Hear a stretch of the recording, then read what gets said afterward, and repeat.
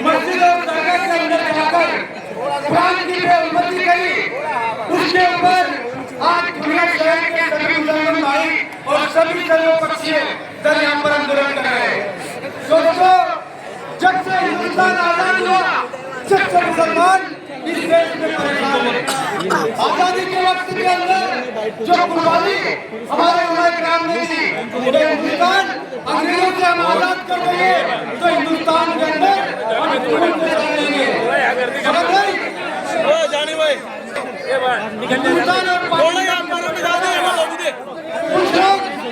हिंदुस्तान छोड़कर पाकिस्तान जाने लगे। रास्ता दो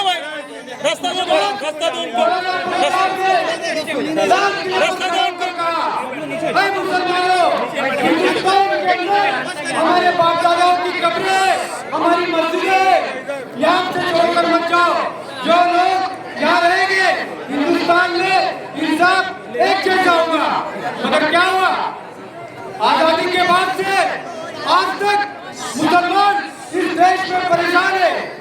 आज देखो, बाबरी मस्जिद का मसला जो है, वो आज बाबरी मस्जिद की जगह मंदिर बनाया गया। कोर्ट का फैसला था, मुसलमानों ने, हमारे उलमाओं ने, हमने उसको बर्दाश्त करके हमारे दिल में बात रखकर उसको दबा दिया कि मेरे देश का नुकसान नहीं होना चाहिए, मेरे देश में दंगे नहीं होना चाहिए। हम सेकुलर माइंड रखते, हमने कुर्बानियां दी है, मगर आज हमारे महाराष्ट्र के अंदर, कोल्हापुर के अंदर दूसरी मस्जिद पे हमला कर एक महीने पहले एक लड़की बोलती है, कोल्हापुर की मस्जिद की गलियों पर जाकर वो मस्जिद को लाखों की संख्या में जाकर उसको तोड़ा जाए, उसको दफन करा जाए। अरे देश तुम्हारे बाप का देश नहीं है, ये देश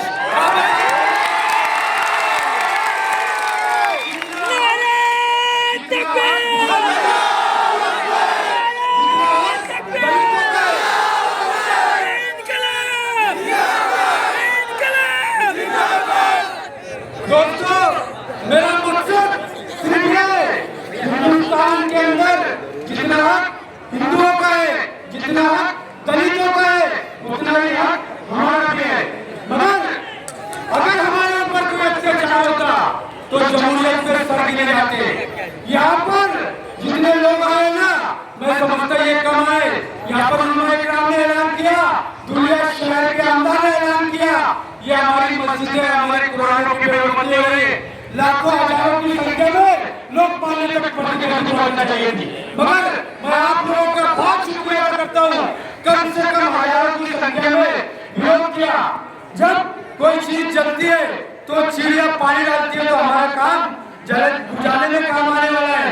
मगर सब लोगों को ये समझना चाहिए, हमारा मतलब ये है, आज महाराष्ट्र में जो मस्जिद में उन लोगों को ये महाराष्ट्र सरकार हमको बेवकूफ बना रही है, उनके ऊपर 324 दाखिल करा जा रहा है। मालेगांव के अंदर जब छोटा सा पत्थर फेंक हुई तो बोले पुलिस को मार लग गई। बड़े बड़े करोड़पति राजकारणी लोग जो है 2-2 साल जेल में नहीं छूटे। हम भी ये चाहते हाथ लगे, मौका तहत कर नहीं हो। दोस्तों, अगर हमारे सारी जमहूरियत पे गिरे जाएंगे हमको इसके बाद भी करना पड़ेगा, आंदोलन इसके बाद भी हमको करना पड़ेगा। मगर आप लोगों की तादाद हजारों की संख्या में होना चाहिए जब हमारी बात माने जाएंगे। जब तक के हम रास्ते पे नहीं उतरेंगे, रास्ते पे उतरने का मतलब ये नहीं है कि हम कुछ गलत काम कर दें। इस दुनिया शहर को हमको बचाना है और हमारे आंदोलन को भी जो है वो चलाना है।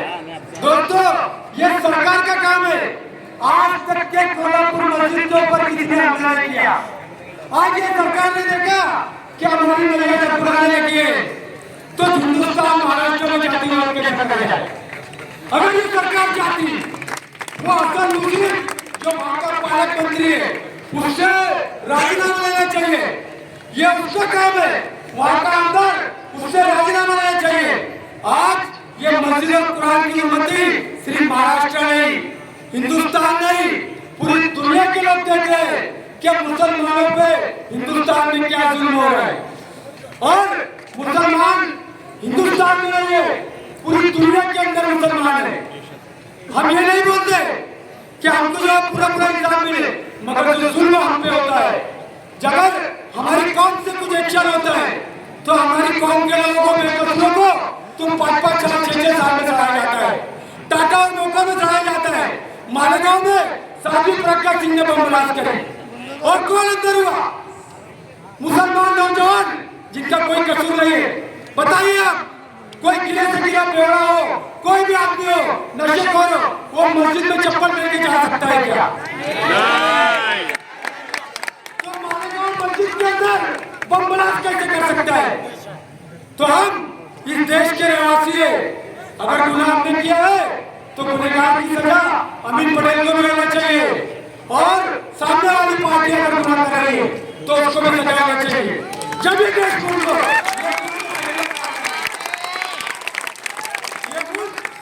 बाबा साहब अम्बेडकर के संविधान पे चलेगा, मगर ये संविधान को खराब करना चाहते हैं। मैं बीजेपी को बोलना चाहता हूँ यहाँ से, आप लोग बोल रहे थे ना कि झूठी बातें संविधान को खराब करने जा रहे हैं। संविधान को खराब ऐसा करने जा रहे हैं जो संविधान में बातें लिखी हुई है उस पर ये चल रहे हैं। संविधान को खराब करने की बात ये, अगर कोई गरीब पे अत्याचार हुआ तो उस पर गुनाह दाखिल करो, कोई मुसलमान पे अत्याचार हुआ तो उस पर गुनाह दाखिल करो, है ना? मगर अगर सामने वाली पार्टी अगर कुछ गलत काम करती है तो बयान होती है। यह हमारा आंदोलन है, यह हमारा बोलना है कि संविधान को खराब करने वाला है। मॉब लिंचिंग जहाँ देखो अगर 2 लोग है तो 50 लोग आके मारते। मॉब लिंचिंग के ऊपर कितने केसेस हुए, मगर इस सरकार ने आज तक मॉब लिंचिंग के ऊपर क्या इंसाफ किया? क्या होता है? 15 दिन में लोग बाहर आ जाते हैं।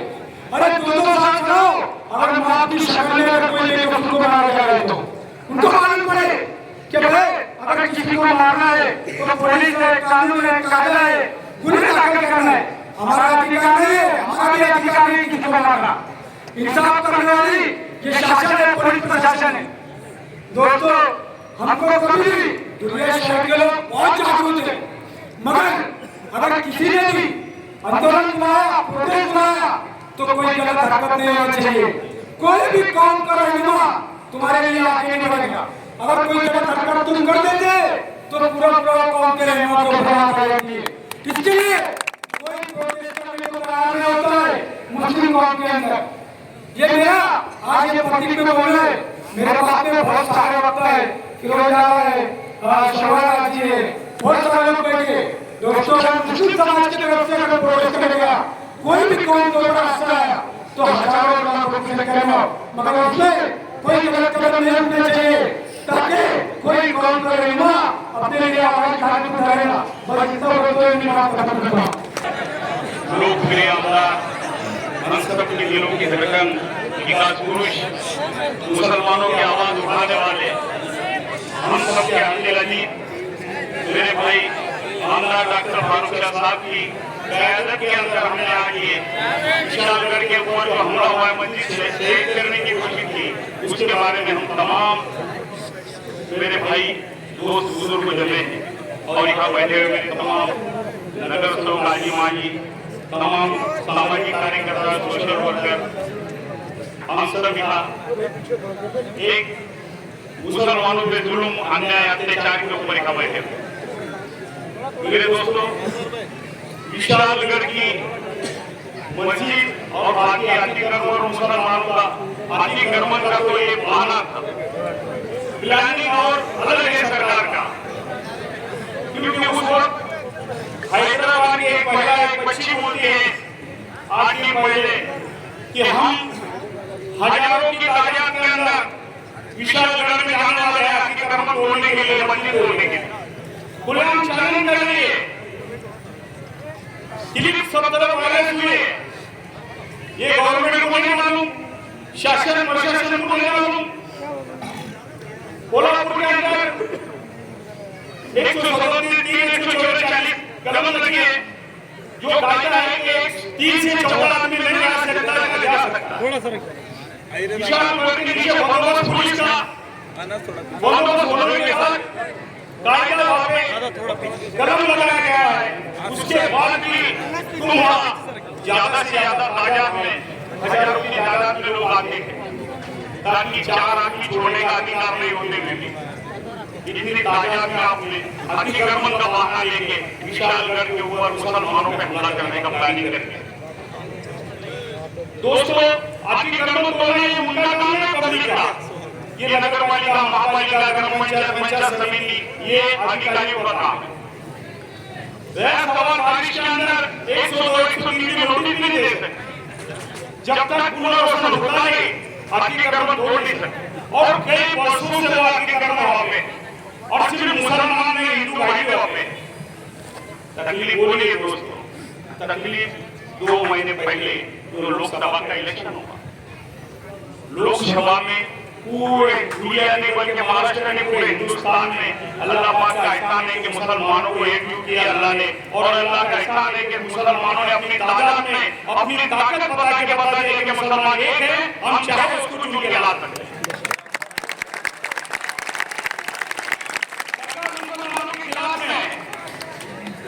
इनका बच्चे लोग ने कल होती है कि हिंदुस्तान छोड़ के चले जाओ क्योंकि हिंदुस्तान के बाप ने बसाया है।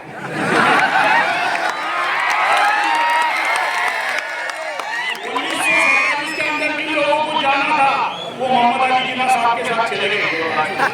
अभी हिंदुस्तान जितना तुम्हारा है उससे ज्यादा हमारा है।